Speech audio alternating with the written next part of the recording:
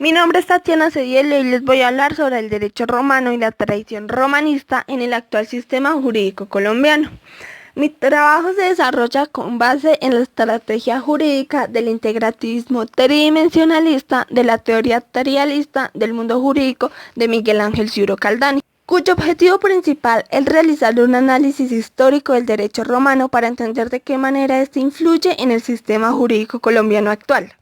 En el alcance material y la dimensión normológica encontramos la definición de derecho romano, entendido como un ordenamiento jurídico que rigió en Roma desde el siglo VIII a.C. hasta el siglo VI después de Cristo, siendo el Corpus Juris Civilis su gran monumento jurídico. Las fuentes del derecho romano. Primero tenemos la más antigua, que son las Mores Maiorum. Esas son las costumbres que se transmiten de generación en generación. Las leges regiae son las primeras leyes de Roma propuestas por el rey o el colegio de los pontífices. La ley de las 12 tablas. Esta produce un hito fundamental en la historia de Roma, ya que de ahí surge el derecho público y el derecho romano. Fueron creadas para tener un marco legal aplicable tanto a patricios como a plebeyos. En la tabla 1, 2 y 3 encontramos el derecho procesal, en la tabla 4 el derecho de familia, en la tabla 5 el derecho de sucesiones, en la tabla 8, 9 y 10, derecho penal, y en la tabla 11 y 12, derecho público. Aquí cabe resaltar que se prohíbe el matrimonio entre patricios y plebeyos. La legislación comicial. Estas son las leyes creadas por las asambleas comiciales. Los senados consultos. Son los acuerdos del Senado. La compilación de ius y leges. Esta se produce a partir de la caída de la jurisprudencia. Y por último, la fuente más importante, el Corpus Juris Civilis, que se compone de instituciones, digestos, códigos y novelas. Es la compilación realizada por Justiniano que tiene todo el derecho romano.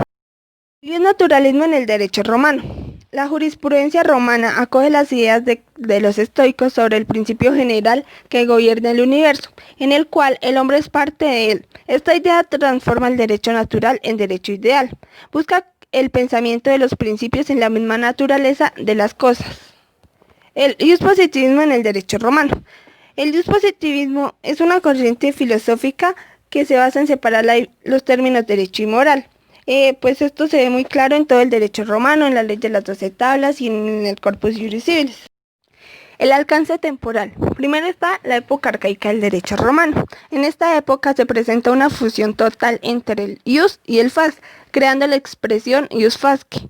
Aquí se muestra una plena confusión entre el mundo de la religión y el derecho. En la época preclásica del derecho romano. En esta época se separa el ius y el fas, desarrollándose el fas como la norma religiosa interpretada por los sacerdotes y pontífices, mientras que el ius como una norma jurídica que se interpreta por los juristas. La época clásica del derecho romano. En esta etapa se produce un desarrollo y desenvolvimiento de las escuelas jurídicas sabinianas y proculeyanas. Además aparecen distintas definiciones del ius que marcan de forma decisiva la interpretación de los juristas. La época postclásica y justiniana del derecho romano. Es una etapa donde se produce el derecho vulgar. Esto es un periodo poco innovador y donde se repiten constantemente las soluciones jurídicas que crearon los juristas clásicos. Al final de esta etapa es cuando se produce la elaboración del Corpus Juris Civilis. El derecho romano en las diferentes etapas histórico-políticas. Primero tenemos la monarquía, que pues esta es en donde gobierna una sola persona, en este caso un rey. Después de Rómulo lo sucedieron 6 reyes más, 3 de origen sabino y 3 de origen etrusco. La república. En la república surgen 3 pilares fundamentales, que son las magistraturas, el sembrado y las asambleas comiciales. En el principado es una época que corresponde a los 3 primeros siglos de la era cristiana.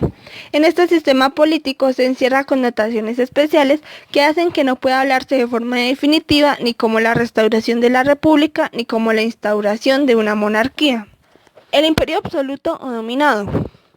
Pues en este es un régimen de monarquía absoluta de tipo oriental, a cuya cabeza está un dominus. Esto es un emperador con poderes absolutos sobre los que serán sus súbditos. El alcance espacial. El derecho romano en Europa, en la parte del oriente. A pesar de que Justiniano prohibió para la promulgación de su compilación, los trabajos de exégesis o comentarios sobre la misma fueron los primeros juristas que le ayudaron a la compilación en iniciar una labor de comentario de las distintas partes de la obra. El derecho romano en Europa en la parte del occidente. A pesar de que el Imperio Romano de Occidente cae, el derecho romano subsistió como una práctica de uso judicial. Aquí surgen las diferentes escuelas del derecho romano. La primera es la escuela de Bolonia y los glosadores. Esta escuela se dedica a realizar glosas al corpus iuris civilis, pues los glosadores aplicaban el método exegético y el método de autoridad. Además eran criticados por su falta de espíritu crítico, ya que no se cuestionaban la autenticidad de los textos que llegaban a sus manos. Bueno, los glosadores o comentaristas. En esta escuela se dedica a realizar glosas sobre las glosas que realizaron la escuela de los glosadores. Y pues tenían el fin de alcanzar un derecho común que sirviera para satisfacer las necesidades de Italia.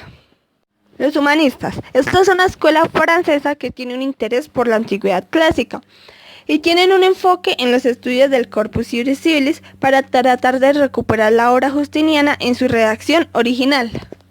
La escuela del derecho natural.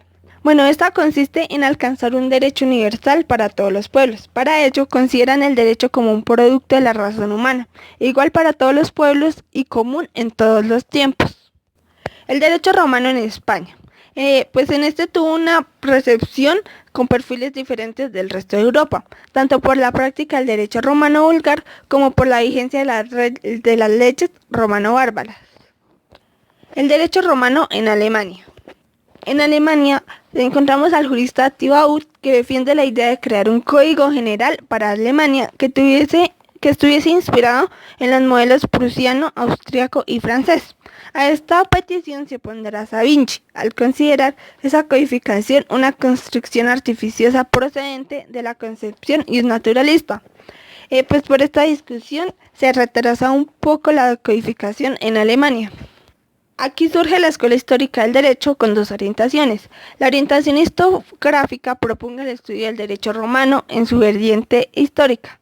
Esto es la concepción del derecho romano como un producto histórico que cada pueblo va elaborando por vías similares. La orientación dogmática proponga el estudio del derecho conceptual y sistemático. El derecho romano en Inglaterra. En Inglaterra se reviste un especial interés dado que, por un lado, el sistema anglosajón es lo más próximo a lo que fue el sistema romano en la etapa clásica, y por otro lado, se mantuvo más resistente en la penetración del derecho romano durante la Edad Media, a diferencia de los países de Europa. Bueno, la influencia del derecho romano en el actual sistema jurídico colombiano. Pues es claro que el derecho romano influye principalmente en el derecho privado colombiano. Esto pues se puede ver que en la doctrina civilista usualmente se le dedica algunas páginas del derecho romano, generalmente en los libros sobre bienes y sobre el derecho de propiedad. Alcance personal. Aquí se encuentra la dimensión sociológica, y aquí cabe resaltar que el estudio del derecho romano es importante para todas las sociedades, ya que el derecho romano influyó en todos los países, en la mayoría, así no tuvieran contacto con Roma. Esto puede ser un ejemplo claro, Estados Unidos, que aunque es un país anglosajón, se tiene el caso específico del estado de Luisiana en su Código Civil de 1870, donde se encuentran algunas partes vigentes del Código de Justiniano. Bueno, y como conclusión puedo decir que gracias al análisis histórico me pude dar cuenta de la gran importancia que tiene para nuestro ordenamiento jurídico el derecho romano, ya que de allí surge todo nuestro sistema. Es lo que se ayuda para que se origine.